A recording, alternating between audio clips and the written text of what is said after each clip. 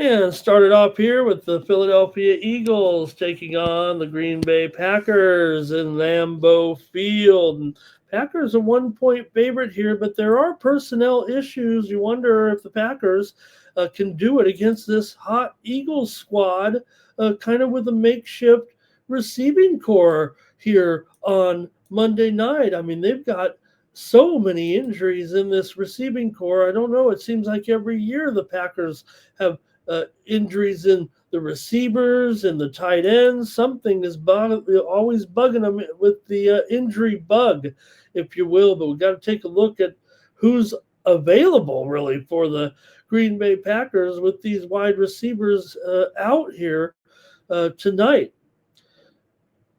Christian Watson is questionable. Savion Williams is questionable. Dontavian Wicks is questionable. And Matthew Golden are all questionable. Meanwhile, the Packers have lost Tucker Kraft here for this season, and they're going to be going up against the Eagles team that certainly has the personnel, but at least Green Bay has the defense here, maybe to keep these guys down. I mean, they certainly, I've got them in the top 7 rushing defenses here, and look, coverage-wise, they are really strong against wide receivers and units, offensive units. So I think the Packers have a defense that can slow the Eagles in this game. It's just a matter of can Love find targets here with these guys. Who are you going to have in there? I guess Watson is looking good towards playing in this game. I think Watson probably has to be the top consideration, and Romeo Doubs, of course, who should be okay in this one. He did outperform his expectations last week, so hopefully they will have enough here. Now, look, Luke Musgrave moved. They're not going to move. I don't think the Packers moved to get a tight end. I mean, Luke Musgrave is certainly capable, while Tucker Kraft has moved to the top of his craft as a tight end. They're going to miss him for sure. Musgrave does have the chops, at least, to be the man at tight end for Jordan Love. So it is closely rated. I mean, the Eagles are obviously playing extremely well here right now, and maybe they still are the class of the NFC. I mean, after all, now the Packers just a 1-point favorite at home when you're talking about, certainly 2 championship contenders from the NFC.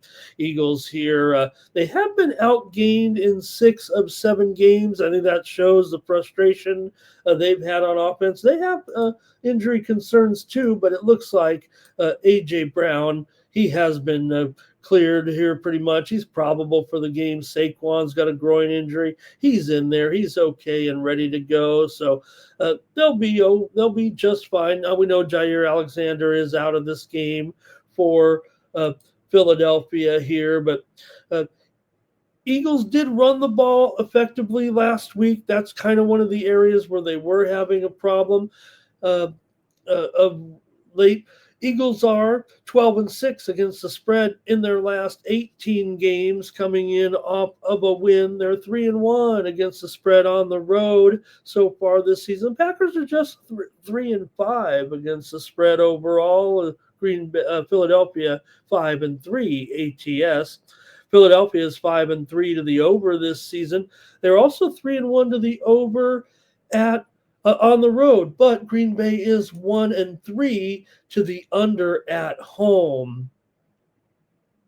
Philadelphia has gone over in 5 of their last 6 games. Green Bay's gone over in 4 of their last 5 overall. Only that one home game really did go under. 12 of the last 17 meetings between these two teams have gone under coming in here. It's usually scoring there, but hey, the weather, you got to figure Green Bay here in early November, freezing condition, 32 degrees, but nice. I mean, certainly some football weather, if you know what I mean. 32 degrees, maybe get a little more chilly as the game goes along. 7 to 9 mile an hour winds for this one. So, all right, should be a good one here. Green Bay, certainly with some decent numbers here, 8-6, last 14 as a home favorite. Of course, the Eagles beat Green Bay, remember, in the playoffs last year, 34-29, as the Philly Eagles have won the last 3 in this series by 5 points in that playoff game, by 12, and by 7. The teams have actually split their last 6 here in Green Bay. Green Bay has allowed their opponent to go over their team total in 4 of their last 5. And I will say that also Packers 5-8 against the spread, last 14 here, coming in off of a loss. But man, it's still tough to win at Lambeau Field. Good game here. Let's see, we got a couple comments in it's Timmy. What does he say? He's got Goddard and Dobbs for a touchdown parlay. Thank you, Timmy.